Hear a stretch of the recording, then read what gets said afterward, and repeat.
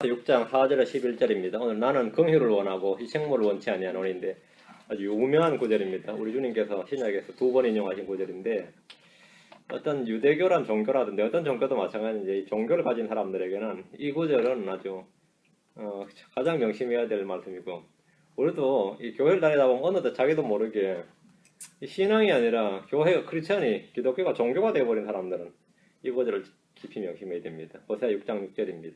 호세아 6장 6절 우리 같이 읽습니다.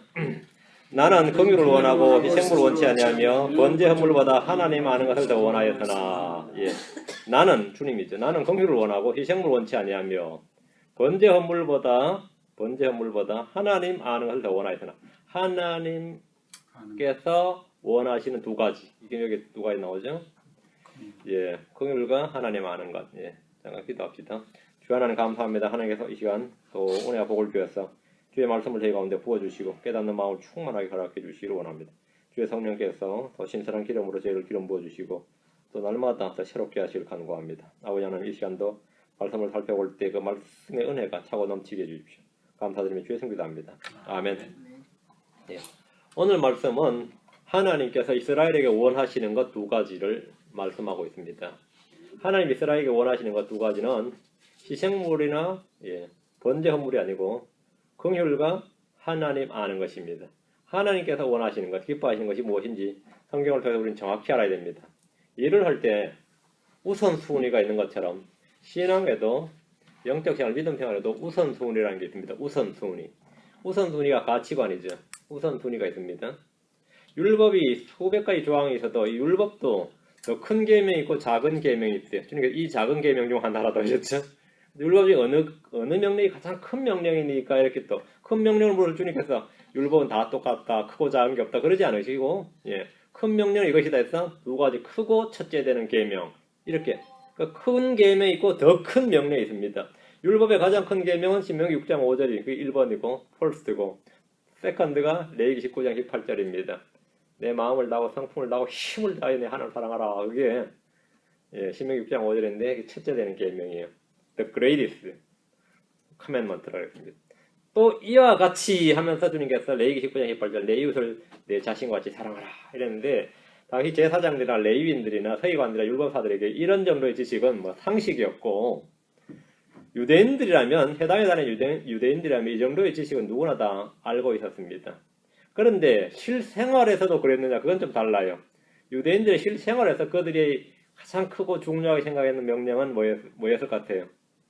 내 하나님을 사랑하라. 그게 제일 큰 명령이라고 말은 하는데 실생활에서 그들이 가장 크게 생각했던가? 이거 아니면 유대인이 아닌 게 있어요. 그 명령이 있어요. 할례입니다. 할례를 받으라. 이게 그들에게는 가장 큰 명령이었습니다. 그들은 모세 율법을 어기지 않고 아니하려고 안식일에도 할례를 받았는데 모세 율법이란 것이 사내 아이가 태어난 지 8일째, 8일째 몸에 할례를 행하는 것인데 아예 태어난 날이 하필이면 8일째 재보니까 이게 안식일이더란 말이죠. 이게 겹치는 때는 안식일을 지키지 않으니 안식일을 아무리 다 못하는데 안식일을 지키자니까 할례를 못하고 할례를 행하자니 안식일을 어기게 된단 말이죠. 이때는 뭘 우선했다고요? 할례를 우선했어요. 모세 율법을 어기지 아니하려고 두 가지 명령이 부딪힐 때 말이죠. 그때는 우선순위가 있었다는 거죠. 그는 상위법 우선입니다. 할례를 받게 했어요. 그들에게 할례가 실행 명령에서는 가장 크고 첫째 되는 계명이기 때문입니다. 그래서 이방인들이 복음을 듣고 하나님께로 돌아왔다. 이방인들이 예수를 믿었다. 이 말을 유대인들이 들었을 때 그 회심 소식을 듣고 막 할렐루야 부르고 주님을 위대하시도다 이런 게 아니에요. 가장 먼저 주장이 뭐였냐면 너희가 모세의 관례대로 할례를 받지 아니하면 예수 믿든지 말든지 할례 안 받으면 너희 구원을 받지 못하리라. 이렇게 딱 말했어요. 이게 그들의 교리였단 말이죠. 크리스천이 된 유대인들조차도 그 불신자 유대인 말고 크리스천이 된 바리새파 속한 유대인들조차도 이 예루살렘에서 회의를 하는데 사도들과 같이 모여서 회의를 하는데 사도 바울 앞에서 하는 말이 사도 바울이 이렇게 구원받았다 이렇게 성령 받았다고 이 선교 보고차 이제 간증을 하니까 그들에게 할례를 행하고 모세 율법을 지키라고 명령하는 것이 필요하다 이렇게 딱 규정을 했습니다. 이방인 크리스천들에게 할례를 행하게 하고 그다음에는 뭐라고요? 모세 율법을 지키게 하라. 유대인들은 하나님이 원하시는 것은 할례니라 이렇게 생각할 정도였고 그 다음에 뭡니까? 안식을 주는 순이라 이 정도로 생각했습니다. 성경 뭐라 그럽니까? 자, 사도행전 갑니다. 21장 21절, 갈라디아서 5장 3절 6절. 사도행전 21장 굉장히 중요한 구절이기 때문에 여러분이 반드시 알아두셔야 됩니다. 사도행전 21장 21절.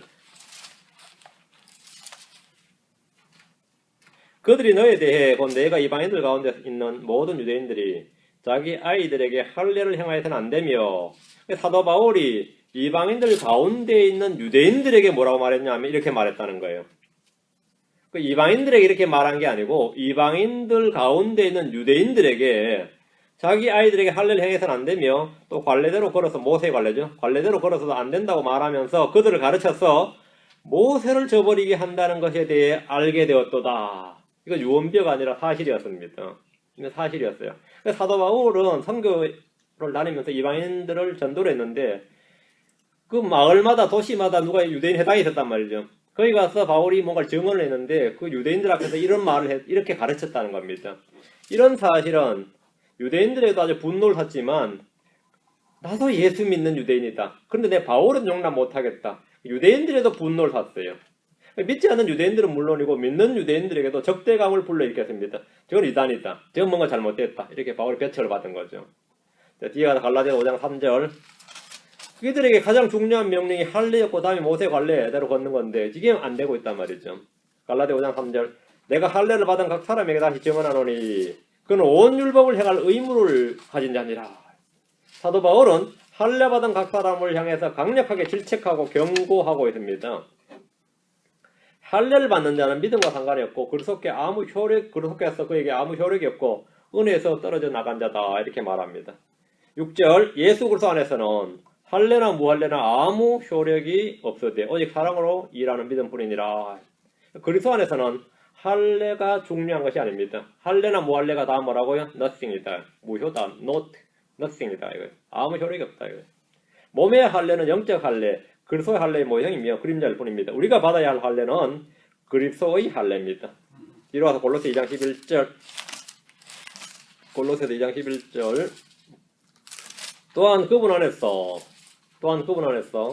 그리스도의 할례로 말미암아 중요합니다. 그리스도의 할례. 여기 그리스도의 그리스도의 할례란 말은 뭐냐면 모세의 할례가 아니고, 모세의 할례는 돌칼을 가지고 사람의 몸에다 행한 할례예요. 근데 그리스도의 할례는 뭐죠? 성령의 검으로, 말씀으로, 성령으로 우리의 육신의 죄들의 몸을 벗어버리는 겁니다. 그분한테 그리스도의 할례로 말미암아 육신의 죄들에 속한 몸을 벗어버림으로 손으로 하지 않는 할례를 받아놓으니라. 모든 크리스천들은 무슨 할례를 받은 사람이죠? 그리스도의 할례, 영적 할례를 받은 사람들입니다. 여러분은 그리스도의 할례를 받은 사람들이에요. 이게 진정한 할례자들이죠. 육신의 할례보다 더 중요한 것은 영적 할례고 마음의 할례입니다. 사람의 손으로 하는 할례보다 더 중요한 것이 그리스도의 할례입니다. 몸의 할례는 모형이다 말이죠. 그림자다 이거죠. 예수님의 공생의 당시에 유대인들이 할례 다음으로 중요하게 여긴 것은 안식일이었습니다. 그리고 11절 비롯한 성전 규례였어요. 성전 규례 의무. 성전에 안 나오면, 또 성전에 바칠 거 안 바치면 그 사람은 뭐 할례를 받았든 말든 그 사람은 뭐죠? 아닌 거죠. 오늘날 장로교를 치면 11조 안 낸 사람은 뭐 아닌 거지. 그 맞아요? 자, 마태복음 23장 23절. 마태복음 23장 23절.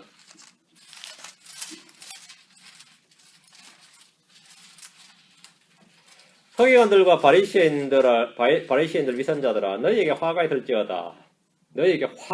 복이 있을지어다가 아니라 화가 있을지어다. 너희가 박하와 해양과 근처에 11조를 바치되, 이게 뭔 말 같아요?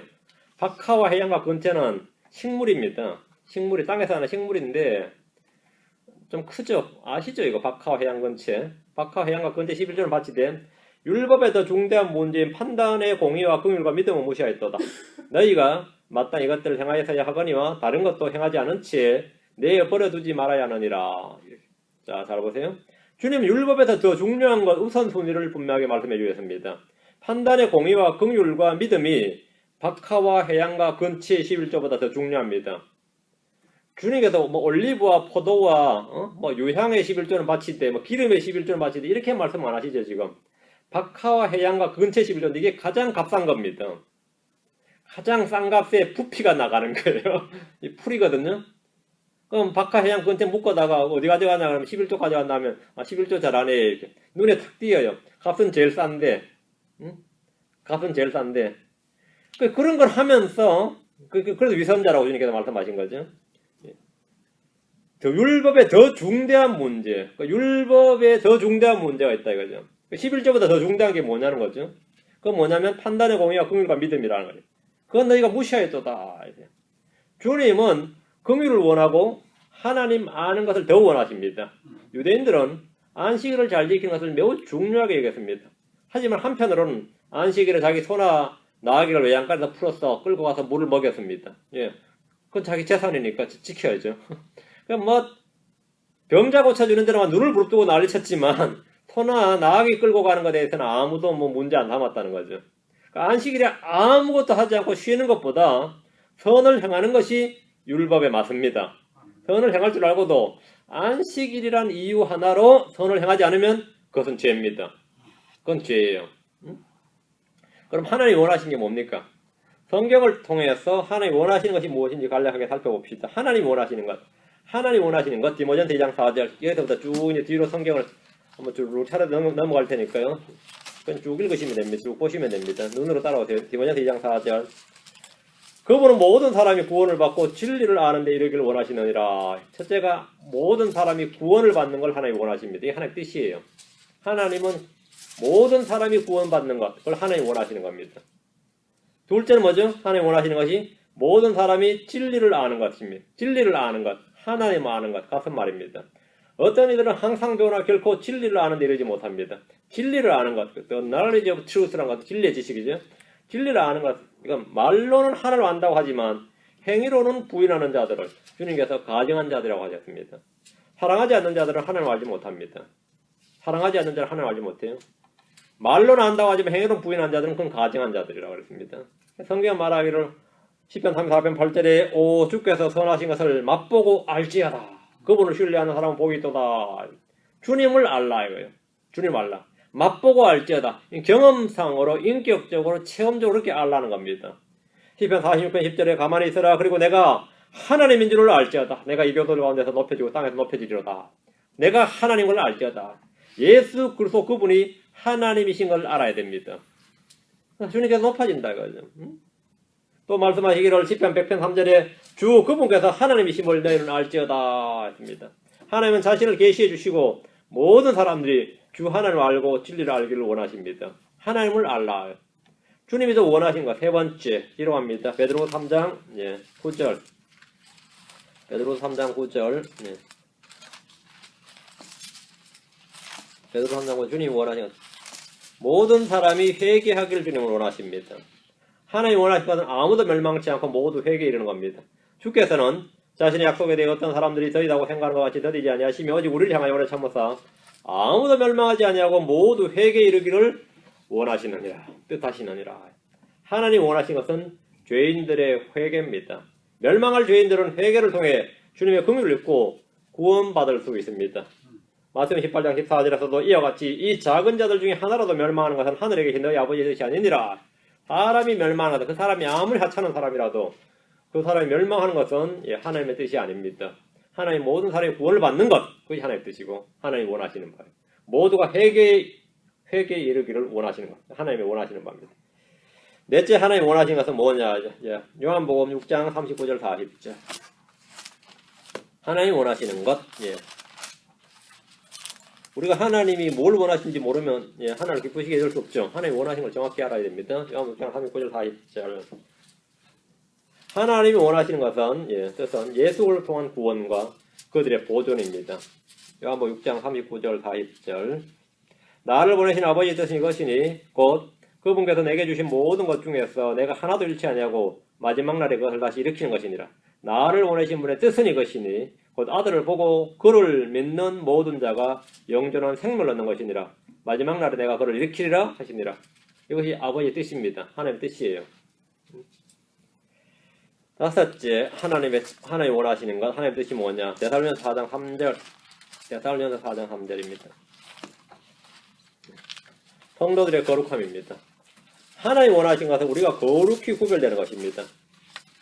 하나님의 뜻은 이것이니 명시로 나옵니다. 하나님의 뜻은 이것이니 곧 너희가 거룩히 구별되는 것이니라. 너희는 음행을 삼가하고 우리는 세상 사람들과 확연히 구분이 되어야 됩니다. 구분이 되어야 돼. 거룩히 구별되는 것이 구별된다. 이 거룩히 구별된다는 말을 이 서양적이나 동양적으로 이 거룩이라는 단어 어떤 거죠? 막 뒤에 후광이라도 비치고 얼굴이 번쩍번쩍 빛나고 막 그래야 그게 거룩인 줄로 이렇게 그게 이제 사람들이 갖고 있는 개념, 거룩에 대한 개념이에요. 거룩은 그런 게 아닙니다. 성경에서 말한 거룩이란 것은 따로 떼어나 분리하면 거룩입니다. 따로 떼어나 분리하면. 예를 들어 저희 집에 제가 어릴 때 시골 보면 저희 집에 밥그릇으로 못 쓰는 그릇들이 좀 있었어요. 그거 어디 쓰는지 아시죠? 그건 제사 지낼 때만 쓰는 거예요. 그 제기라 그래 따로 딱 해가지고 먼지도 안 타게 하고 딱 보관하고 제사 날만 끄집어내요. 그 그릇은 어떤 그릇이라 그러죠? 거룩한 그릇입니다. 똑같이 시장에서 산 건데 뭐 재질도 똑같이 한 건데 용도가 뭐죠? 그 거룩한 그릇이에요. 의자가 쫙 있는데 지정석 있죠? 여기는 리저널브 시트예요. 아무나 앉는 게 아니에요. 딱 지정석이야. 그거는 거룩한 의자예요. 무슨 말인지 알겠죠? 이 용도를 어디다가 그러니까 무언가를 목적으로 따로 떼어놓은 세더 파르트한 게 거룩인데 성녀들은 그러면 다 거룩한 사람들이죠. 부처를 따로 떼어놓은 사람들이죠. 대상에서 보면 속세가 자기 스스로 떨어져. 속세와 분리를 굉장히 외치죠.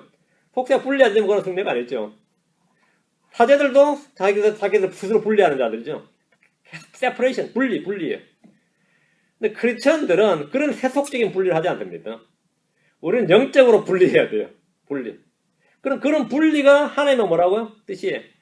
근데 오늘 크리스천들은 정반대로 조금이라도 동화되고 싶어가지고 동화되고 일치되고 싶어가지고 난리친다고. 응? 그래서 성경과 완전히 정반대로 흘러가는 겁니다. 하나님이 원하신 게 아니에요. 하나님이 원하신 것은 너희가 거룩히 구별되는 것이니라. 구별되는 것이. 말과 행실에 있어서 가치관에 있어서 완전히 구별되어야 됩니다. 모든 사람들이 이것이 오늘 세상의 추세고 이게 오늘 법이고 이게 유행이라고 할 때 우리는 그거가 상관없이 그냥 그건 노예요. 현계에 따르면 그건 죄다 이거예요. 그건 불법이다. 그렇죠? 그런 게 뭐죠? 구별이에요. 그냥 크리스천이야. 크리스천이란 말은 그럼 뭐라고요? 성경의 가치관을 따르는 사람이지 세상의 가치관을 따르지 않는 사람들이란 말이에요. 그런 사람들을 뭐라고요? 거룩히 구별된 사람들이라고 그럽니다. 몸만 어디 따로 수도원에 들어가 있다고 해도 구별된 사람이 아니에요. 크리스천들은 그렇게 구별되는데 그 영적인 구별인데 하나님이 원하시는 겁니다. 하나님은 동화되고 일치되고 이런 게 아니라 분리를 원하신다. 성도들은 모든 면에서 확연히 분리해야 됩니다. 여섯째, 하나님이 원하시는 것. 예. 데살로니가서 5장 18절. 이거 다 알죠? 이거대로 모르면 안 되죠. 예. 모든 일에서 감사하라. 이것이 그래서 예수님 안에서 너희에 대한 하나님의 뜻이니라. 이것이 뭐라? 너희에 대한 하나님의 뜻이니라. 예. 모든 일에 감사하라. 예. 모든 일에 감사하라. 됐죠? 모든 일에 감사하라. 이분을 정확히 잘 이해하셔야 돼요. 모든 일에 감사하라 그럴 때 모든 일이 in everything이에요. 모든 일 안에서 감사하라 이 말입니다. 이 말을 오해해서 한국식으로 한국 분들이 크리스천들이 이해한 거는 모든 일 자체에 감사하라는 뜻으로 알아요. 그럼 누가 뭐 사고 당했다면 아이고 감사합니다 그래요? 그럼 또라이지. 안 그래요? 우리 집 도둑이 들었어요. 아이고 감사합니다. 그럴 수는 없는 거죠. 그 일에 대해서 about things가 아니고 about everything이 아니고 in everything이에요. 모든 사정, 모든 일들 속에서 말하고요. 나는 오늘 비가 오면 안 되는데 비가 왔어요. 나 비가 오는 것에 대해서 감사할 수가 없지. 아 이거 망했는데 오늘 완전 오늘 이거 계획이 완전 틀어졌네. 그런데 나는 그 속에서 뭐 하는 거죠? 그 일 속에서 감사한다 하나님께. 그게 모든 일 속에서 감사하라 이 말입니다. 예를 들어 다니엘이 사자굴에 던져졌어요. 아이고 사자굴에 던져주시니 감사합니다. 그거는 정신병원부터 가봐야 돼. 그런 사람은 정신병원부터 가봐야 되고 사자굴에 던져진 걸 감사한 게 아니고 사자굴에 던져져서 사자굴 속에서 감사하면 그거는 성경적인 거예요. 그 속에서 모든 일 속에서 감사하라 이 말입니다. 여러분 어떤 일이 터졌을 때 그 일 속에서 불평을 하지 말고 하나님 내게 이 일을 주시고 내가 이 일 속에 뭐가 잘못했을 때 뭐 해야 되죠? 회개해야지. 감사하면 안 되지, 그거는. 회개해야죠. 근데 그 일 속에서 회개케 하심이 또 이걸 또 깨닫게 하심을 감사합니다. 그 일 속에서 감사하는 거예요. 이게 모든 일에서 감사하라 이 말입니다. 이것이 뭐라고요? 그래서 예수님 안에서 너희에 대한 하나님의 뜻이니라. 욥이 이제 일이 자기한테 일이 터졌죠. 엄청난 일이 터졌잖아요. 근데 그 일 속에서 범죄는 안 했는데 감사는 못했어요. 그 일에 대해서 말고 그 일 속에서도 뭐라고요? 감사하라 이 말입니다. 감사하라. 그죠? 근데 바울 같은 경우에 이제 감옥 가면 감옥에 와서 감사하기도 하고 찬양하고 뱃속에서는 뱃속에서 감사하고 이렇게 그 속에서 감사하는 거죠. 그런 게 이제 우리에 대한 하나님의 뜻이니라 하나님 원하시는 바입니다. 일곱째 하나님 원하시는 건 먼저 시편으로 가고 구절로 갑시다. 51편 6절 시편 51편 6절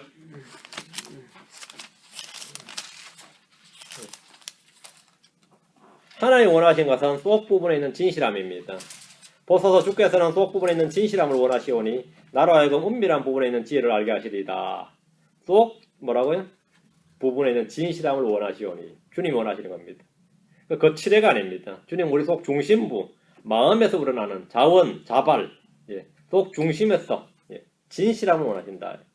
여덟째 하나님 원하시는 오늘 본문 나옵니다. 호세아 6장 6절 나는 긍휼을 원하고 희생을 원치 아니하며 번제물보다 하나님 하는 것을 더 원하였으며 하나님 원하시는 것 긍휼 하나님 하는 것.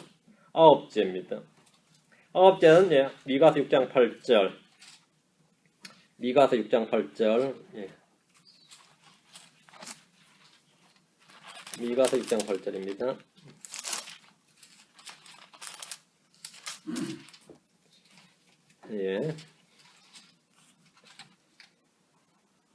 오 사람아 그분께서 무엇이 선한 것인지 내게 보이셨나니 주께서 내게 요구하시는 것은 오직 의롭게 행하고 긍휼을 사랑하며 겸손하게 내 하나님과 함께 걷는 것이 아니냐. 이게 바로 주님이 요구하시는 것, 주님이 뜻하시고 원하시는 겁니다. 우리에게 원하시는 것, 요구하시는 겁니다. 마지막 10번째 주님이 원하시는 건 독특합니다. 하나님 원하시는 게 있는데 성도들이 차든지 뜨겁든지입니다. 예로 3장 15절에 내가 내 행위를 아노니 내가 차지도 아니하고 뜨겁지도 아니하도다. 나는 내가 차든지 뜨겁든지 하기를 원하노라. 주님께서 우리가 차든지 뜨겁든지 하기를 원하신다. 둘 중에 하나 양자택일 하라는 겁니다. 차든지 뜨겁든지 하기를 원하신다. 자 오늘 여기까지 배경해놓고 자 오늘 본문을 봅시다. 4절 호세아 6장 4절 오 에브라임아 내가 내게 어떻게 하랴. 오 유다야 내가 내게 어떻게 하랴. 너희의 선함은 아침 구름같이 사라지는 새벽이슬 같나니. 하나님 에브라임과 유다에게 어떻게 해야 할지 스스로 묻습니다. 내가 어떻게 해주랴 이 말이에요. 이 말씀은 이사야 5장 3절에서 5절의 말씀에서 그 뜻이 명확하게 기록되어 있습니다. 이사야로 갑니다. 5장 3절부터 5절 이사야 5장 3절 내가 어떻게 하랴. 유다에는 어떻게 하고 에브라임 북왕국 이스라엘에게는 어떻게 해야 하랴. 내가 내게 어떻게 하랴. 어떻게 해주랴 말이에요. 어떻게 해줬으면 좋겠냐. 내가 뭘 더 하랴 이 말입니다. 이사야 5장 3절에서 5절 오 예루살렘 거주민들아 오 유다 사람들아 청하노니 이제 나와 내 포도원 사이에 판단하라. 내가 내 포도원을 위해 무슨 일을 더 할 수 있었으랴. 그 안에서 내가 행하지 아니한 것이 무엇이랴. 포도원이 포도 4개를 내가 바라거늘 어찌하여 그것이 들포도를 되었느냐. 자 이제 내가 내 포도원에 무슨 일을 행할지 너에게 말하리라. 내가 그것의 울타리를 제거하여 그것이 먹히게 하며 그것의 담을 헐어서 그것이 짓밟히게 하리라. 주님께서 하신 말입니다. 주님께서 이스라엘과 유다에게 필요한 모든 걸 다 주셨어요. 내가 무슨 일을 더 할 수 있었으랴. 이렇게 에브라임과 유다를 향한 이 주님의 책망이자 더 이상 선을 행하고 긍휼과 은혜를 베풀 수 없다는 말씀입니다. 예레미야로 갑니다. 5장 7절 9절 9장 7절 예레미야 5장 7절 내가 너에게 무엇을 더 할 수 있으랴 말이죠. 내가 뭘 더 할 수 있겠느냐. 예레미야 5장 7절 9절 내가 어찌 이 일에 대하여 너를 용서하겠느냐. 내 자녀들이 나를 버리고 신이 아닌 것들을 두고 맹세하였으며 내가 그들을 배불리 먹임에 그때 그들이 간음하고 때를 지어 장녀들의 집에 모였도다. 9절 주가 말하노라. 내가 이런 일들로 인하여 징벌하지 아니하겠느냐. 내 혼이 이 같은 민족에게 원수를 갚지 아니하겠느냐. 주님께서는 심판 외에 에브라임과 유다에 대해서 더 할 일이 없다는 것을 분명하게 말씀을 해주셨습니다. 내가 내게 어떻게 하랴. 이 말씀에 대한 주님의 답변입니다. 9장 7절 심판 후에 내가 너에게 할 일도 뭐가 있겠느냐는 겁니다. 9장 7절 그러므로 만군의 주가 이같이 말하노라. 보라 내가 내 백성의 딸로 인하여 어떻게 할까. 내가 그들을 녹이고 단련하리라. 어떻게 할까. 주님이 묻고 주님이 답하셨죠. 뭐 한다고요? 그들을 녹이고 단련하리라. 이 말씀 역시 내가 내게 어떻게 하랴라는 주님의 말씀에 대한 답변입니다. 주님은 그들을 녹이고 단련하십니다. 이게 징계와 심판입니다. 다시 4절 호세아로 갑니다. 4절 너희의 선함은 아침 구름 같고 사라지는 새벽 이슬 같나니 였죠. 아침 구름 새벽 이슬은 좋은 의미가 아니라 곧 사라져 없어져 버리는 그런 것입니다. 흔히 권력 무상이나 인생 무상을 노래할 때 쓰는 표현이 뭐죠? 예, 꽃이 붉어도 열을 가지 못한다 그러죠. 그와 같은 표현이 너희의 선함은 아침 구름 같고 아침 구름 같고 그냥 해 뜨면서 그냥 사라지는 거예요. 사라지는 새벽 이슬 같나냐. 그렇게 이슬이 풀밭에 쫙 있었는데 뭐죠? 해 뜨면 다 사라진단 말이죠. 다 사라진다. 그렇죠. 에브라임과 유다의 신앙과 선함이 일시적인 것이고 그와 같이 처음에는 굉장히 빛나는 것 같고 막 엄청난 것 같은데 금방 없어지는 거예요. 아침 안개가 캬색이 하루 종일 것 같은데 어때요? 없어질 때도 금방 없어져 버리죠. 뭐 5분도 안 걸려요. 없어질 때 보면 딱 없어지는 거죠. 가나안 땅에 정착해서 여호수아와 당대의 장로들이 살아있을 동안에만 그들의 선함은 잠시 있다가 사라져 버렸습니다. 여호수아 죽고 그 장로들 죽었을 때 그들도 다 배교해 버렸습니다. 호세아 13장 3절에 그러므로 그들은 아침 구름 같고 사라지는 새벽 이슬 같으며 타작마당에 회오리 바람에 날리는 겨 같고 굴뚝에서 나는 연기 같으리라. 6장 4절에서는 아침 구름 새벽 이슬 두 가지를 언급했는데 13장 3절에는 날리는 겨, 굴뚝에서 나는 연기, 굴뚝에서 나는 연기를 더해서 네 가지로 이스라엘의 선함이나 신앙이나 그들의 믿음 이런 게 아무것도 아님을 말씀해 주셨습니다. 6장 5절 그러므로 그럼 어떻게 한다는 거예요? 내가 대언자들로 그들을 넘어뜨리고 내 입의 말들로 그들을 죽였노라. 너에 대한 심판은 앞으로 나아가는 빛 같으니라. 주님 이스라엘과 유다를 어떻게 할 것인지 말씀을 해주시는데 어떻게 하신다는 거죠? 그 방법이 좀 독특합니다. 내가 대언자들로 그들을 넘어뜨리고 했습니다. 주님은 대언자들로 그들에게 말씀을 선포해 주시고 가르치시고 복을 주시고 뭐 이게 아니라 그 말씀을 듣지 않으니까 대언자들로 그들에게 심판과 징계의 말씀을 선포하게 하시고 그들을 넘어뜨리신다 이거죠. 내 입의 말들로 그들을 죽였노라 하는데 주의 말씀은 그들에게 복된 말씀과 은혜의 말씀이나 생명의 말씀이 아닙니다. 본래는 그런 말씀이었는데 지금은 주님의 말씀은 그들을 죽이는 심판의 말씀이고 재앙의 말씀입니다. 재앙의 말씀입니다. 하나님의 말씀은 성령의 검으로 그리스도의 군사들이 사용하는 강력한 무기입니다. 그런데 이 칼은 양날 달린 검입니다. 여러분 양날 달린 검이란 말이 무슨 말 같아요? 일상에서 양날 달린 검이다. 우리를 죽일 수도 있고 적을 죽일 수도 있다는 거예요. 이 양날 달린 검이라는 의미가 그래요. 그게 양날 달린 검입니다. 그러면 뭐죠? 일상생활로 한국말로 쓸 때 일상생활어가 그게 지금 양날의 칼이다. 양날의 칼이다 그러면 누가 죽을지 모른다는 말이에요. 양날의 칼이다 이거. 근데 하나님의 말씀이 양날의 검입니다. 내가 믿음을 받고 순종하면 그건 복이고 그 말씀을 듣고 공부 안 하고 안 믿으면 뭐가 되는 거죠? 그건 화예요. 알면 알수록 화입니다. 많이 알면 알수록 그 사람이 화가 되고 저주가 됩니다. 양날의 검이에요. 성경이란 게 이게 양날의 검입니다. 누군가를 살리는 검일 수도 있고 누군가를 죽이는 검이 될 수도 있습니다. 나를 살릴 수도 있고 이 말씀으로 내가 망할 수도 있습니다. 내가 망할 수도 있어요. 성도들이 말씀을 잘못 사용하면 그 칼로 형제들에게 치명상을 입히거나 죽게 만들기도 합니다. 본문에서 주님은 내 입의 말들로 그들을 죽였노라. 그들을 죽였노라 하는데 주의 입에서 나온 말씀이 그들을 심판하는 말씀이고 죽게 하는 말씀입니다. 그들이 받은 주의 말씀을 불신과 불순종할 때마다 뭐 된 거죠? 점점 재앙만 쌓였어요. 점점 더 그들을 죽이는 거예요. 점점 죽이는 겁니다. 계시록 2장 6절에 보면 회개하라. 그리하지 않으면 내가 혹시 내게 가서 내 입의 칼로 그들과 싸우리라 했는데 주의 입의 칼은 주의 말씀인데 문자 그대로 사람들을 죽이는 칼입니다. 이 칼에 살해당한 자들이 많이 있습니다. 계시록 19장 21절에도 그 남은 자들은 말타신분의 칼 곧 그분의 입에서 나온 칼로 죽임을 당하니 모든 날짐승이 그들의 살로 배를 채우더라. 주의 입에서 나온 칼로 죽임을 당한다 했습니다. 이것은 아마겟돈 전쟁에서 주님이 원수들을 무찌른 장면인데 주의 입의 말씀이 사람들을 죽인다는 겁니다. 사람들을 죽인다. 다음 다시 호세아서 6장 5절 너에 대한 심판은 앞으로 나아가는 빛 같으니라. 굉장히 빠르다는 겁니다. 심판은 신속히 임하는데 이 표현을 앞으로 나아가는 빛 같으니라. 이들에게 임한 심판은 대환란이 끝날 때 그들 자신의 주님께서 그들에게 내린 이 너에 대한 심판을 제거해 주신다. 이렇게 말씀하셨습니다. 스바냐 3장 15절에 주가 내 심판을 제거하였고 내 원수를 쫓아내었노라. 이스라엘 왕 곧 주가 내 한가운데 있으리 내가 다시는 재앙을 보지 아니하리로다. 주님께서 이때 심판을 지금 발하셨어. 지금 5절에서 이들이 내린 심판이 언제 제해진다고요? 스바냐 3장 15절에서 제해지는데 대환란 말기에 제해집니다.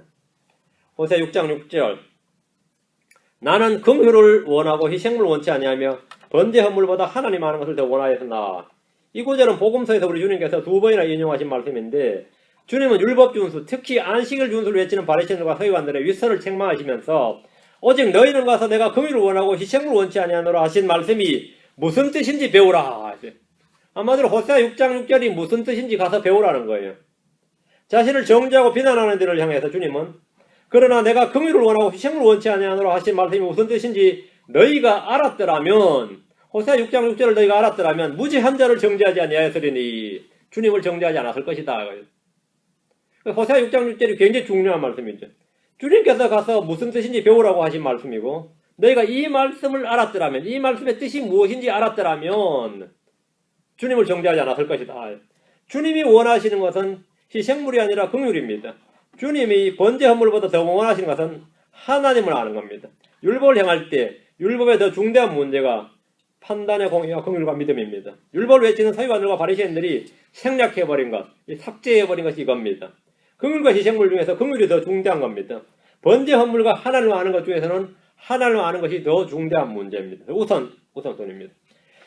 사무엘상 15장 22절에 보면 사무엘이 이르되 주께서 주의 음성에 순종하는 것만큼 번제 헌물과 희생물을 크게 기뻐하시나이까 보소서 순종이 제 희생 헌물보다 낫고 귀를 기울이는 것이 순양의 기름보다 나으니 했습니다.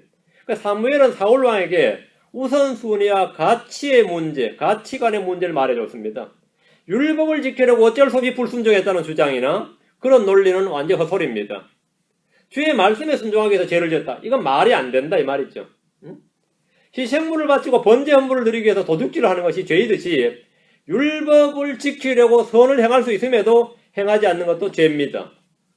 오늘 내가 이 사람을 고쳐야 되는데 맞죠? 떨어져 있는 사람을 이렇게 근데 이게 막 들고 가는데 이게 노동이죠. 안식이라도 해야 되는 일입니다. 율법 안식을 지키겠다고 선을 행할 수 있음에도 행하지 않는 건 뭐라고 하면 그건 죄다 이거죠. 그건 죄다. 내가 율법을 지키기 위해서 내가 제사장인데 제사장 더러운 걸 만지면 안 됩니다. 제사장 옷에도 더러운 걸 묻혀서는 안 돼요. 근데 이 사람은 나의 도움이 필요해. 그럼 어떻게 되죠? 뭐가 더 우선순위냐는 거예요. 율법과 긍휼 중에서 율법에 더 중대한 문제가 있다는 거죠. 지금 그 이야기입니다. 우선순위 문제예요. 주님께서 계속해서 하시는 말이 뭐냐면 외적 행위 물론 중요하죠. 중요합니다. 근데 그거보다 더 중대한 문제가 있는데 그 더 중대한 문제가 있으면 그 더 중대한 문제를 그걸 우선순위에 두고 행하라는 겁니다. 시편 50편 8절에 내가 내 희생물이나 내 번제 헌물로 인하여 너를 책망하지 아니하리니 그것들이 계속해서 내 앞에 있도다. 주님은 희생물이나 번제 헌물을 가지고 책망하는 법은 없다는 겁니다. 그 문제로 내가 너를 책망하지 않겠다 이거예요. 주님 희생 헌물이나 번제 헌물을 제대로 드리지 않아서 책망하고 심판하는 것이 아닙니다. 핵심은 그것이 아니고 희생물보다 더 중요한 것이 있는데 그것을 안 했을 때 주님은 책망하신다는 겁니다. 잠언 21장 3절, 전도서 5장 1절. 자, 지금부터 이제 우리가 무엇이 더 중요한가? 이 가치관의 우선 문제. 주님이 더 원하시는 것, 더 중요한 것. 이것을 성경에 쭉 한번 찾아보겠습니다. 잠언 21장 3절. 예, 정의와 판단의 공의를 행하는 것이 희생물보다 더 주께서 받으실 만하니라. 자, 희생물하고 비교를 한 겁니다. 정의와 판단의 공의를 행하는 것이 희생물보다 더 주께서 받으실 만한 것, 더 acceptable하다. 그렇죠? 주님께서 책망하시고 심판하시는 것, 주님께서 받으시는 것, 이 우선순위를 정확히 여러분 깨달아야 됩니다. 정확히 깨달아야 돼요. 다음 전도서 5장 1절 갑니다. 주님께서 희생물이나 번제물보다 더 원하시는 것, 더 받으실 만한 것이 정의와 판단의 공의를 행하는 것이다. 전도서 5장 1절. 너는 하나님의 집에 갈 때에, 성전에 갈 때에 말이야. 내 말을 지키고 어리석은 자들의 희생물을 드린 것보다 듣는 것에 더 주의를 기울이라. 듣는 것에 더 주의를 기울이라. 그들이 자기들이 악을 행하는 줄로 생각하지 아니하느니라. 희생물을 드린 것보다 더 중요한 게 뭐죠? 더 주의를 기울여야 하는 것. 발을 지키고 듣는 것입니다. 귀를 기울여서 진리를 듣는 거예요. 이거 신약에서 나오죠. 마르다와 마리아의 비유에서 나오죠. 음. 예. 듣는 것이 더 중요합니다. 듣는 게. 예. 듣는 게 중요합니다. 우리 교회도 보면 뭐 아침에 보면 저희 성도 몇 안 되는데 자매들이 반찬을 해서 오거든요. 반찬 준비하다 교회 늦어버려요. 그 반찬 안 해도 되는데 굶어도 되거든요. 뭐 점심 하루 일요일 하루 그 절식을 해도 되고 금식을 해도 되고 아무것도 아니라고요. 늦었다 싶으면 우선순위를 빨리 딱 정해야 돼요. 내가 뭐 한 가지 만들어 가려고 그랬는데 시간을 보니까 늦었어. 그럼 어떻게 되죠? 그냥 출발하는 거예요. 뭐 열심히 떼먹고 해서 가자. 그럴 필요 없어요. 그냥 가는 겁니다. 뭐 할 때 다 마찬가지예요. 내가 지금 기도를 해야 되고 또 뭐 급한 일이 있으니까 우선순위가 있어요. 항상 이게 중요합니다. 그럼 이거 하나 포기하는 겁니다. 하나 포기해요. 다른 거 없어요. 그냥 하나 포기해야 돼요. 포기해야 될 때 여기 뭘 포기하느냐 중요한데 사람들이 꼭 보면 더 중요한 걸 포기하더라고요. 더 중요한 걸 포기해요. 자, 주님이 우리 집에 오셨어요. 대접을 해야 돼. 주님 말씀을 하시는데 손님들도 몰려들어. 뭐 해야 될 것 같아요? 예, 뭐 해야 될 것 같아요? 그래서 저는 예전에 이제 수련회 갈 때, 수련을 가보니까 자매들이 밥 해야 돼야 되죠? 커피 내와야 되죠? 다과 시간이 있어서 과일 깎아야 되지. 완전히 3박 4일 가서 자매들이 미쳐버리더라고. 그거 한 번 딱 보고 나서 그 다음부터는 수련회 가서 일체 뭘 안 가져갔어요. 다 사먹는 걸로 하고 말씀 들어라요. 말씀 들어라. 응? 뭐 준비한 차도 과일로 깎을 필요 없다. 그거 하면 안 되더라고요. 응? 그거 하고 있으면 아무것도 못 돼요. 그냥 집에서도 고생 안 하던지들 내가 왜 여기 와서 하느냐. 이래 되는 거지. 이 여름 산자락에 바닷자리에 가서 내가 왜 이 짓 하고 있느냐. 이 꼴 나는 거죠. 응? 그럴 필요 없어요. 그래서 차라리 사먹는 게 나아겠다는. 응? 우선순위가 중요합니다. 듣는 게 더 중요해요. 듣는 것, 예. 듣는 것에 더 주의, 희생물 드리는 것보다 듣는 것에 더 주의를 기울이라고. 성전에 왔어. 자, 이사야 1장 11절 들어갑니다. 이사야 1장 11절, 58장 6절.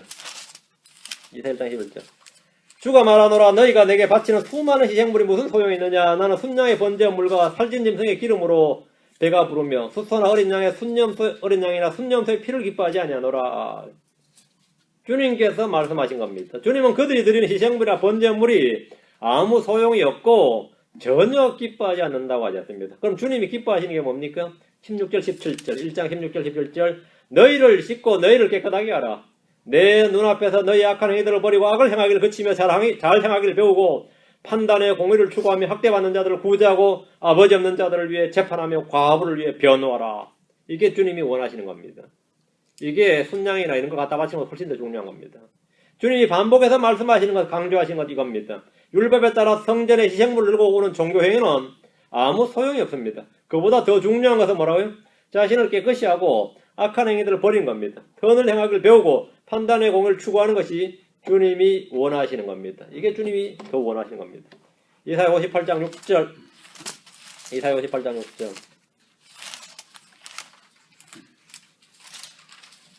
내가 택한 금식은 이것이 아니냐. 곧 사악함의 결박을 풀어주고 무거운 짐을 벗겨주며 학대당한 자들을 놓아주며 자유로이 가게 함으로 너희가 모든 멍에를 꺾는 것이 아니냐. 이게 주님이 말씀하신. 자, 금식절에 금식을 하고 때마다 금식하며 사람들의 보이기 위해서 하는 금식은 자기 의를 드러내고 종교성을 강하게 하지만 주님이 택한 금식은 선을 행하고 의를 행하는 겁니다. 실제 생활에서 이웃 사랑을 실천한 것이 금식하는 것보다 훨씬 더 중대한 문제입니다. 중대한 문제. 어떤 분이 직장을 왔는데 힘이 하나도 없어 보였어요. 어디 아프냐 그랬더니만 요즘 집에 일이 있어서 금식하고 있다 그래요. 금식하는 거야 뭐 나쁜 게 아니죠. 근데 그분이 딱 말하는 게 지금 금식하고 있냐 할 때 금식하고 있대. 그건 죄입니다 그래요. 금식하는 게 왜 죄죠? 일을 해야 될 때는 최상의 상태, 몸의 상태를 최상으로 만들어서 일을 해야 되는데 금식하고 있어 버리면 금식하다 힘 하나도 없어가지고 의자에 앉아 있으면 그건 이 고용주한테도 죄고 지금 당신은 범법을 하고 있는 거지 불법을 하고 있는 거지요. 집에 잘 때 저녁에나 금식하시오. 주일에나 금식하든지 아무 때나 금식하는 거 아니라고. 왜 금식을 하고 있어요? 그건 죄입니다. 그건 종교성도 아니고 아무것도 아닙니다. 주님께서 내가 택한 금식은 이것이 아니냐. 좀 정확히 좀 알아라는 거죠. 바꾸는 게 금식이 아니에요. 바꾸는 게 금식이 아닙니다.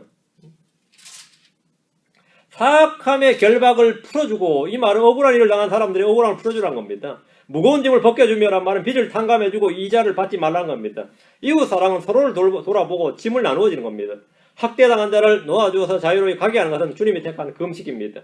사람을 종으로 삼아서 빚을 갚을 때까지 가두어두면서 자기는 성전에 올라가가지고 막 주님께 기도하고 말이죠. 빨리 돈 받게 해주시옵소서 해대고, 그게 금식이 아니다 이거죠. 그렇게 금식하고 기도하는 것은 주님께 가증한 일입니다. 주님께서 받으시는 게 뭐냐 이거죠. 예레미야 7장 22절 3절. 예레미야 7장 22절 3절. 너무 힘들다 그런 사람 앞에서 말이죠. 내가 형제를 위해서 기도하고 있습니다 그러면 지금 당신 기도가 필요한 게 아니라 당신 돈이 필요하다 그래요. 지금 나한테 당연히 필요한 건 당신의 기도가 아니고 당신 주머니에 있는 돈이라 그래요. 근데 그 돈을 주는 게 기도해 주는 것보다 훨씬 낫습니다. 지금 추워서 벌벌 떨고 있는 사람한테는 옷을 줘야 되지 기도해 드리겠습니다 그러면 안 돼요. 지금 굶고 있는 사람한테 밥을 줘야 돼. 형제 며칠 굶어서 내가 기도해 줄게. 기도해 주지 말고 차라리 밥을 달라고요. 근데 그걸 안 해주면서 그 해줄 줄 알면서 안 해주면 그건 죄입니다. 선을 행할 줄 알고 행하지 않는 건 죄예요. 그렇게 하는 기도는 주님이 받으시는 기도가 아닙니다. 그건 종교성이에요. 오늘 많은 크리스천들이 이웃사랑의 실천을 안 합니다. 이웃사랑. 내 형제, 내 이웃을 내 몸같이 사랑하라. 자기 형제를 내가 너를 사랑한 것이 사랑하라. 이것은 프랙티컬한 것이지 절대 그냥 뭐 기도해드리겠습니다 끝나는 문제가 아닙니다. 그런 문제로 끝나지 않아요.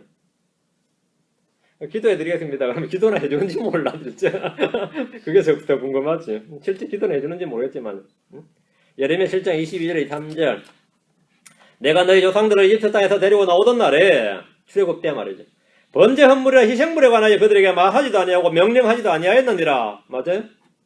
오직 내가 이것들만을 그들에게 명령하여 이르기를 내 음성에 순종하라. 그리하면 나는 너희 하나님이 되고 너희는 내 백성이 되리라. 너희는 내가 너희에게 명령한 모든 길로 걸으라. 그리하면 너희가 잘 되리라 하였으나 주님이 출애굽 때 이스라엘에게 한 말은 희생물을 뭐 드리고 번제물을 뭐 드리고 그건 나중에 한 말이에요.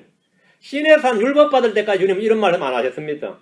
율법을 체결할 때 주님께서 모세를 보내가지고 너희가 내 백성이 되고 말이죠. 특별한 보물이 되고 제사장 왕국이 되려면 이렇게 하라 할 때 그게 바로 지금 본문은 이렇게 하면 된다는 거예요. 그게 뭐죠? 내 음성에 순종하라. 내가 너에게 명령한 모든 길로 걸어라. 그리하면 너희 이렇게 된다. 이렇게 말씀하셨지. 번제물 뭐 드리고 뭐 드리면 너희는 내게 백성이 되고 그렇게 나는 너희 하나님 되고 그렇게 말 안 했다 이거예요 지금. 주님께서 무엇을 먼저 원하시고 무엇을 먼저 요구하시는지 그들이 어떻게 행해야 되는지 말씀해 주셨는데 광야에서 율법을 주실 때 언약을 체결할 때 주님은 그들에게 제사장 왕국이 되고 특별한 보물이 되고 하나님의 백성이 되려면 번제 헌물이나 희생물을 드려야 된다고 말씀하신 것이 아니고 그런 건 명령조차 하지 않으셨다는 겁니다. 언약을 체결할 때 주님께서 내 음성에 순종하라. 내가 명령한 모든 길로 걸으라. 그리하면 너희는 내게 제사장 왕국이 되고 어쩌? 특별한 보물이 되고 난 너희 하나님 되고 너희 나의 백성이 되리라. 이렇게 말씀하셨습니다. 그렇게 말씀하셨어요. 뭐 주님께서 처음부터 이거는 요구하지도 않았다 이거죠. 아모스 5장 21절 아모스 5장 21절 24절 다음에 아까 읽었던 미가서로 갑니다. 호세아 요엘 아모스니까 금방 뒤에 있습니다. 아모스 5장 21절 24절 내가 너희의 명절날들을 미워하고 멸시하며 너희 엄숙한 집회들에서 냄새를 맡지 아니하리라.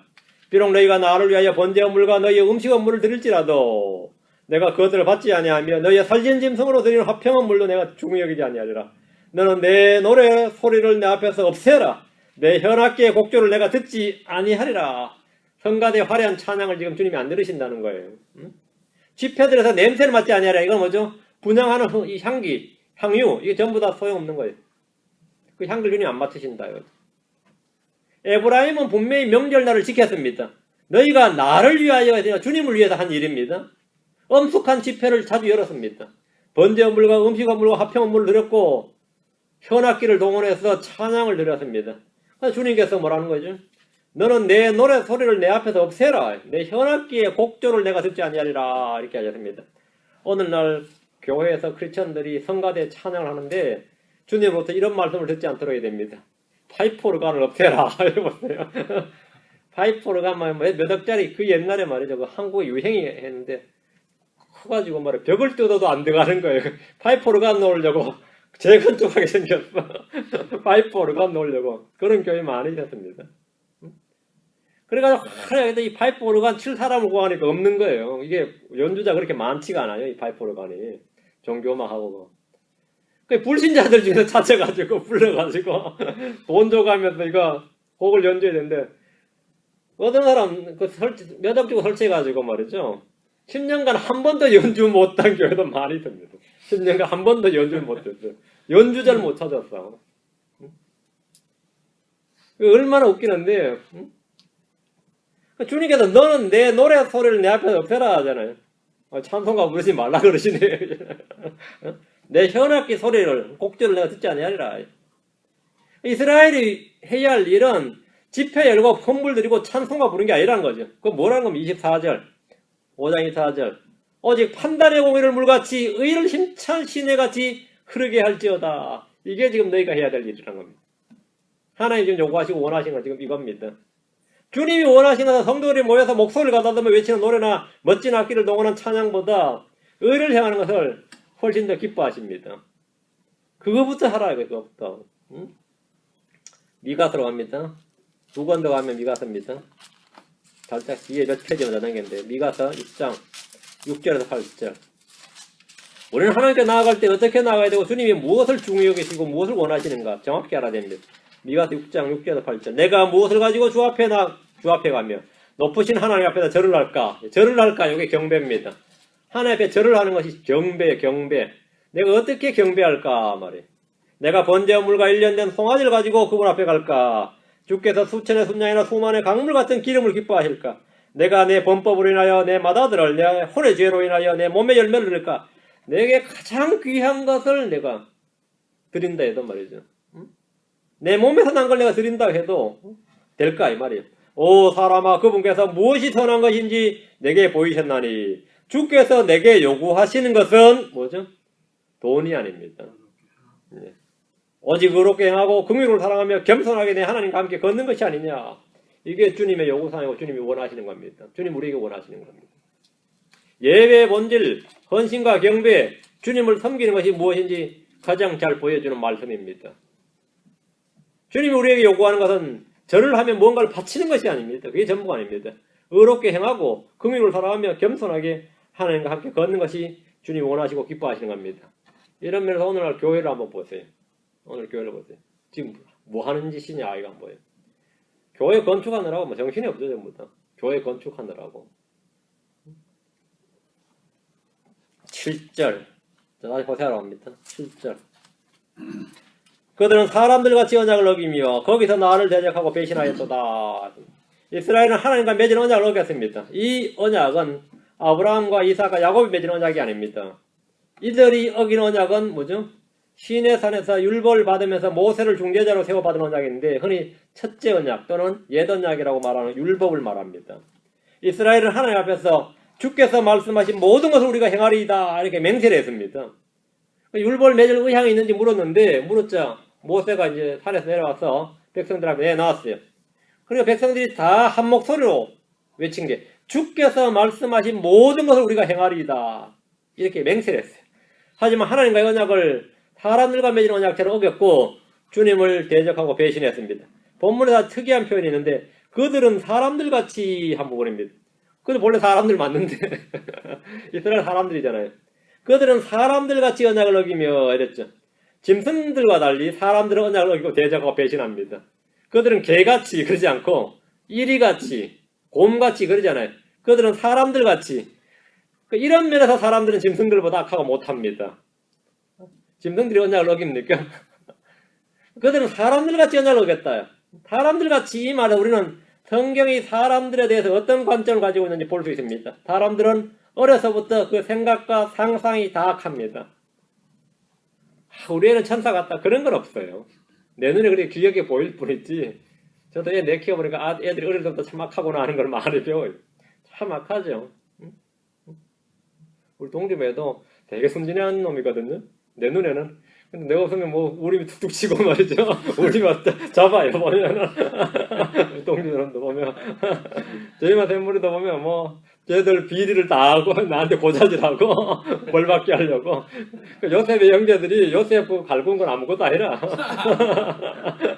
그 정도는 아무것도 아니라. 저도 우리 집에 형하고 저하고 둘이다 뭐 어릴 때 보면 형이 나 얼마나 갈구고 오고 있고 못 잡아먹고 형제인데 막 서로 형제가 뭐 형제 우애가 넘치고 그런 것 같은데 그건 아주 뒤의 이야기야. 그래 되려면 그게 아주 뭐 인생에 상당한 시간이 흘러야 돼. 그렇게 되려면. 그전에는 뭐 형제가 남보다 못한 사람 부탁해. 남보다 못한 사람 들어가고 특히 뭐 돈 문제가 걸리면은 눈빛이 달라져. 돈 문제 없어야 됩니다. 형제간에 그나마 이 프렌십을 아니 우정을 유지하려면 돈 문제 없어야 돼요. 돈 문제 되면 뭐 사악하게 됩니다. 사악하게. 성경에 나와요. 사람들은 어려서부터 그 생각과 상사 약하다. 사람들의 마음은 더러고 사악한데 만물보다 더 부패하다 그럽니다. 사람의 마음이 만물보다 더 부패한 게 사람의 마음이다. 이를 누가 알려고 그래요. 맞죠? 그러니까 내가 제일 등신 같은 말이 뭐냐면요. 학자의 양심이란 말이에요. 나 그만큼 등신 같은 말이 없어요. 학자의 양심이 만물보다 더러고 부패하지 뭐. 안 그래요? 또 하는 말. 내가 종교인데 종교인의 양심을 두고 환대가 소리입니다. 만물보다 부패하고 더러고 사악하고 악한데 그게 그 사람의 양심인데 저는 양심이 시키는 명령대로 했다잖아요. 그 양심이 시키는 대로 명령대로 하면 안 되고 성경이 시키는 대로 해야 돼요. 내 마음이 시키는 대로 했다. 그 말은 다 그 소리입니다. 앞으로는 네 마음이 시킨 대로 하지 말고 성경이 시킨 대로 하라고. 응? 어떤 이 재판장에서 그러더라고요. 어떤 놈이 판사 앞에서 최후 변론 하라니까 나는 추워도 범법하지 않고 불법이 없고 죄가 없다는 거예요. 나는 내 양심이 명령하는 바에 따라 손줘야 됐다. 그런데 전부 다 유구무원이야. 내가 판사였으면 앞으로는 양심에 따라 살지 말고 법에 따라 사시오. 그러면 내가 판사라면 당신 양심은 더러운 양심이고 불량한 양심인데 양심이 시키는 대로 살면 큰일 나죠. 안 그래요? 나는 내 이성이 시키는 그건 그 소리입니다. 그런 말은 다 소용없는 말이에요. 학자의 양심, 난 그 말이 제일 웃겨요. 학자의 양심, 그런 게 어디 있어요? 그런 건 없는 겁니다. 학자의 양심이라는 없어요. 그냥 죄인의 양심이지. 응? 죄인의 양심은 예수로 피로 씻김 받기 전까지는 그냥 더러운 양심이에요. 아무것도 아닙니다. 더러운 양심. 크리스천들도 진리의 지시로 무장하기 전까지는 약한 양심입니다. 약한 양심은 쉽게 더럽혀집니다. 우리가 선한 양심, 순수한 양심을 일깨워야 되는데 그건 주의 말씀으로 말미암아 성령으로 통해서 되는 겁니다. 그렇죠? 앞으로 여러분 누가 뭐 내가 양심에 따라 살았다 그러면 그거 아주 더럽게 살았네 그러세요. 저희 집에서 제가 복음을 전하는데 하도 안 하는데 제가 이 전할 입장이 못 돼서 이제 목사님들 불러다 전하기도 하는데 그분이 앞에서는 체면 때문에 영접하는 것처럼 하고 가고 나면 방역하고 말이죠. 내가 이 나이까지 내가 양심에 거리낌을 살았다. 내가 봐도 안 그렇거든요. 그래 안 살아게 하긴 한데 대열이 그렇게 말해. 그러니까 양심에 따라 사시면 그때 양심에 따라 사시면 안 됩니다. 양심에 따라 살면 안 되고 말씀에 따라 살아야 된다고 그래. 여러분 딱 기억해 놓으셨다. 앞으로 양심에 따라 어쩌고저쩌고 하면은 그렇게 살면 안 된다 그래. 사람은 양심에 따라 사는 거 아니라고. 어떻게 살아야 된다고요? 말씀에 따라 살아야 돼요. 성경에 따라 살아야 되고 내 성령을 따라 살아야 됩니다. 성령을 따라 살아야 되죠. 그들은 사람들같이 언약을 어기며 그러잖아요. 사람들이 다 이러니까. 사람들은 약속을 깨뜨리고 거짓말 합니다. 그 주님께서 말씀하시기를 뭐랬어요? 하나님은 참되시나 모든 사람은 다 사람은 모두 다 거짓말쟁이니라. 모두 다 할 때 그 모두 다에 including me 나를 포함해서 나는 제외가 아니고 우리 교회 사람 제외 아니에요. 다 포함해서 거짓말쟁이. 참 사소한 데서 거짓말 잘하죠. 얼마나 거짓말 잘하는지. 사람들은 언약을 깨뜨리고 거짓말합니다. 사람들은 언약을 배신합니다. 이스라엘은 하나님의 아들들이란 지위와 신분을 버리고 잊어버리고 그냥 하나님이 없는 사람들 같이. 근데 그 사람들은 그걸 뭐라 그러죠? 적절한 거짓말은 뛰어난 지혜예요. 거짓말을 잘하는 게 뭐죠? 적재적소에 잘 거짓말하는 게 그들에게 뭐가 되는 거죠? 융통성이죠. 그게 삶의 지혜고 첫 해설이라고. 하나님 뺏은 건 뭐죠? 죄인이라 하죠. 죄인이라 하죠. 이스라엘은 하나님의 아들들한 지어 신분을 잊어버리고 그냥 하나님 없는 사람들 같이 이방인들 같이 이교도들 같이 주님을 대했습니다. 그렇게 하나님을 그렇게 대했어요. 하나님께서 사람들 같이 연약을 여기며 거기서 나를 대적하고 배신하였다. 이교도들을 그 사람들처럼 이런 말입니다. 8절 길르앗은 불법을 행하는 자들의 도시로서 피로 더럽게 되었도다. 길르앗은 여러분 아시죠? 워낙 유명한 도시라서. 길르앗은 므낫세 지파의 땅인데 요르단 동편에 있는 유향으로 유명한 도시입니다. 이 지역은 이스라엘과 이방 땅의 경계로 지금처럼 국경지역이에요. 한국으로 치면 압록강, 두만강변이죠. 그러면 보세요. 딱 말해보세요. 서울이 완전히 맛이 갔다. 그 말은 남한이 뭐죠? 남한을 중심으로 썼다 이 말이죠. 평양이 완전히 맛이 갔다. 북한은 끝난 거예요. 압록강변이 맛이 갔다 이 말은 뭐죠? 수도 중심부에서부터 그 국정까지 전국 구석구석까지 이 말이에요. 전국 구석구석까지 맛이 안 가는 것이 없다 이 말입니다. 길르앗이 뭐라고요? 불법을 행하는 자들의 도시가 이래만 말이죠. 사마리아는 말할 필요가 없고요. 북왕국 이스라엘 수도가 사마리아인데 사마리아는 아예 말할 필요도 없고 거기 길르앗 지역까지도 가보니까 여기도 이 모양이네 이 말이죠. 길르앗은 이스라엘과 이방과의 국경지역인데 길르앗은 불법을 행하는 자들의 도시란 말이 이스라엘의 중심부로서 제단이 있는 베델이나 단, 왕국에 있는 사마리아뿐 아니라 온 지역의 모든 도시가 머리부터 발끝까지 표현입니다. 길르앗까지 불법을 행하는 도시고 피로 더럽게 되었다는 겁니다. 9절 강도떼가 사람을 기다리는 것 같이 제사장들의 무리가 동의하여 길에서 살인을 행하니 그들은 음탕한 짓을 행하는도다. 이스라엘은 그 왕조가 시작할 때부터 제사장들은 가장 천한 자들 중에서 원하는 자들을 뽑았습니다. 이스라엘의 제사장들은 레이지파의 사람들이 아니었고 이들은 강도떼와 같이 악을 행했는데 길에서 살인을 행하고 음탕한 짓을 했습니다. 이들이 제사 집행은 주로 어디 됐죠? 다안에서 했죠. 베델에서 금송아지 앞에서 한 제사장들이죠. 어느 나라나 그 민족의 수준과 도덕성은 그 나라의 종교 지도자들을 보면 알 수 있습니다. 그러니까 유대가 어떤 나라가 하면 유대 랍비들, 유대 제사장들을 보면 알아요. 그 두 가지를 보면 그 나라의 수준을 안다 그래요. 하나는 그 나라의 종교 지도자들을 보면 되고 하나는 그 나라의 공무원들을 보면 된다 그래요. 공무원들이 공항에서부터 뇌물 받아 처먹으면 이 나라 막간 나라구나. 응? 막간 나라구나. 제가 공항에서 근무할 때 있었는데 김포항에서 근무했는데요. 한 2년간. 몇 시간을 청테이프 있죠. 두꺼운 테이프를 자기 짐에 싸. 소리가 차차차차차 나죠. 그럼 저 사람들한테 짐을 왜 저렇게 하냐고 가서 물어보면 왜 그래 짐을 왜 그렇게 하냐고 물으면 그 사람들 주로 러시아 사람들이야. 동구권 사람들이에요. 세관에서 뜯어가지고 가져가 버리니까 그거 칼질해서 뜯어서 못 가져가게 하느라고 이만큼 두께로 짐들마다 이만큼 두께로 테이프를 붙이는 거예요. 가마요. 그러니까 그 나라 공무원을 보면 뭐 할 수 있다고요?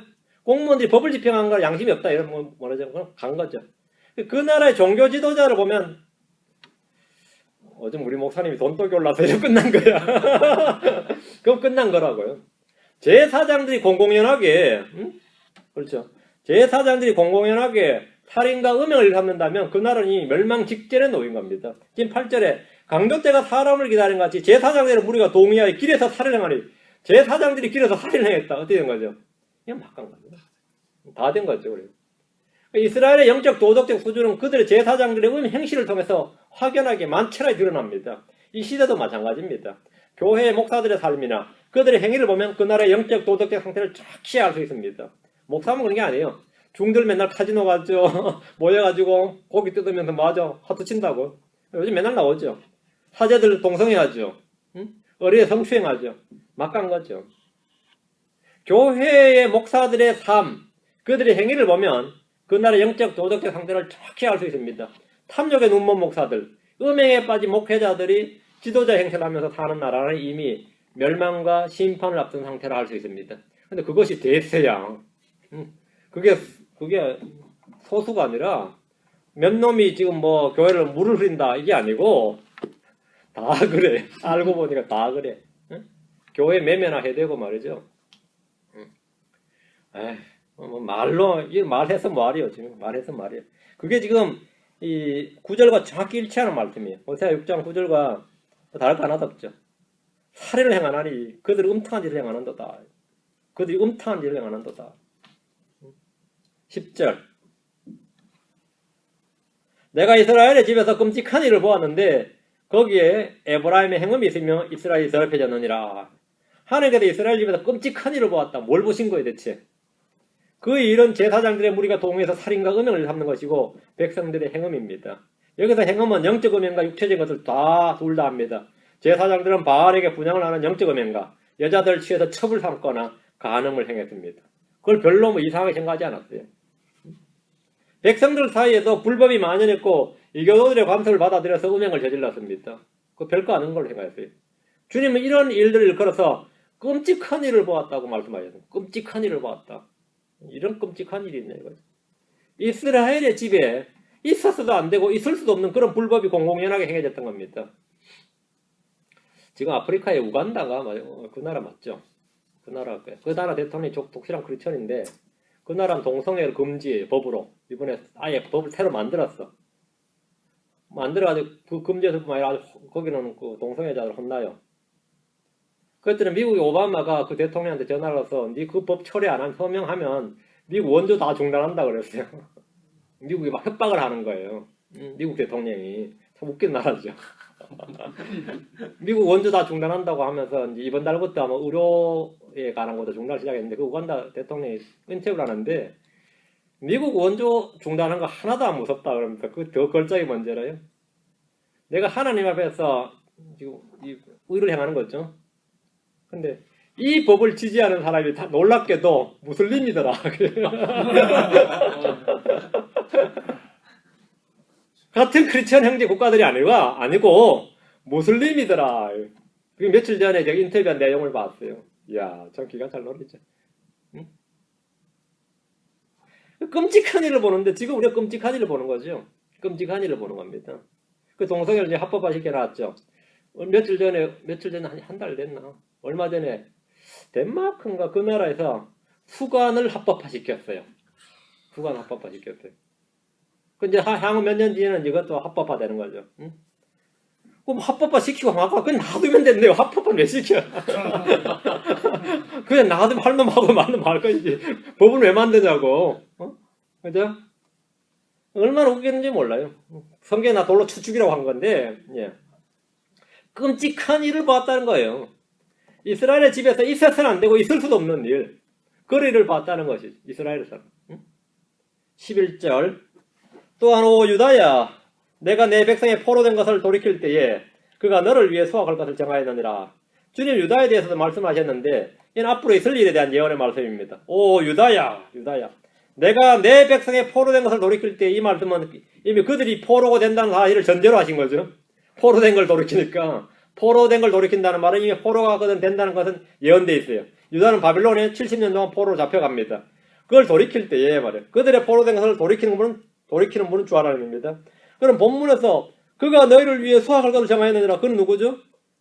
유다는 너라 그랬죠. 나는 하나님이죠. 그는 9절에 나오죠. 10절에 나오죠. 에브라임입니다. 이스라엘이에요. 그 이스라엘은 너희를 위해 수확할 것을 정하였느니라. 이러면 이게 뭔 말이죠? 10절에 나오는 이스라엘이 유다가 바빌론 포로 70년에서 돌아올 때 주님 돌이킬 때에 그러니까 출애굽할 때 생각해 보세요. 출애굽했을 때 가나안 땅에 들어왔어요. 그때 뭐 했어요? 전쟁했죠. 정복전쟁. 전쟁을 해서 집도 우물도 농장도 차지했어요. 자, 바빌론 포로 70년간 해서 딱 돌아왔어요. 돌아오니까 그때 누가 살고 있죠? 사마리아인들이 살고 있죠. 아시리아 혼혈 정책으로 말하면 거기 막 자기 나라 사람들하고 이스라엘 포로들하고 해가지고 결혼시켜서 막 그리 퍼뜨렸다고. 그러면 바빌론에서 돌아온 유대인들 어떻게 해야 되죠? 또 전쟁이 되죠. 그 이미 또 차지하고 있잖아요. 또 전쟁을 하게 생겼는데 전쟁을 안 했습니다. 여러분 느헤미야 어디 봐도 에스라 어디 봐도 다시 돌아온 바빌론은 그냥 바로 정착을 했어요. 그럼 어떻게 된 거죠? 이스라엘이 어떻게 한 거죠? 돌아올 때 땅을 순수히 내준 거예요. 그리고 거기 농사집 다 그대로 70년 전에 살던 그대로 다 있었는데 그걸 그대로 기득권을 인정해주고 그들은 그에 바로 포도즙도 거두고 올리브도 거두고 다 했어요. 유다. 그래서 그가 너를 위해 수확할 것을 정하였느니라 딱 예배해 준 거예요. 이건 놀라운 일입니다. 그가 누구냐면 10절은 이스라엘인데 유다는 포로에서 돌아와서 70년 전에 그들이 버려두었던 땅에서 다시 수확을 했습니다. 유다는 포로에서 돌아왔을 때 자신들의 땅을 회복하기 위해서 다시 정복 전쟁을 벌이지 않았고 이놈들 왜 돌아오냐고 막 쫓아내지 않았어요. 그냥 그대로 땅을 차지했습니다. 놀라운 일이죠. 그 땅은 아무도 살지 않은 채 그대로 비어 있었고 이스라엘이 그냥 살았습니다. 이스라엘은 성전 재건과 성벽 재건 사업은 반대를 했지만 그들이 그 땅에 사는 것은 반대하지 않았어요. 그 성전 재건할 때 자기들 끼워주지 않는다고 이제 방해를 했지만 유대인이 그 예루살렘에 사는 것 자체에 대해서는 뭐 전혀 문제 삼지 않았습니다. 그건 전혀 문제가 안 됐어요. 문제를 제기하지 않았단 말이죠. 사마리아 사람들은 포로에서 돌아온 유다가 그 땅에서 살며 경작하고 수확할 것을 정했다. 그래서 서로 영토 분쟁을 하지 않았다는 겁니다. 이게 주님께서 그가 너를 위해 수확할 것을 정하였느니라. 이때는 이 부분에 대해서 유대인들이 감사해야 됩니다. 사마리아인하고 엄청나게 그 이후로 지금까지도 마찬가지로 엄청나게 핍박을 하고 인간 취급도 안 하지만 실제로는 그렇게 해서는 안 되는 거죠. 은혜를 엄청 베푼 겁니다. 그대로 내줬어요. 지금 주님께서 하신 말씀이 내가 너희 돌이킬 때 그 이스라엘은 너희에서 너를 위해서 수확을 정하였느니라 이렇게 말씀하셨습니다. 오늘은 6장 여기까지 하고요. 다음 시간에 7장 하겠습니다. 내용 자체는 뭐 어려운 게 없습니다. 자, 기도합시다. 이대하시고 거룩한 주 하나님 감사합니다. 주님께서 은혜와 복을 위해서 오늘도 주의 말씀을 선포한 이 말씀들이 모두 저희 마음속에 깊이 간직되게 하시고 저희가 참 내가 긍휼을 원하고 희생을 원치 아니하노라 하신 이 주의 말씀 잘 배우고 깨닫게 하여 주시기를 원합니다.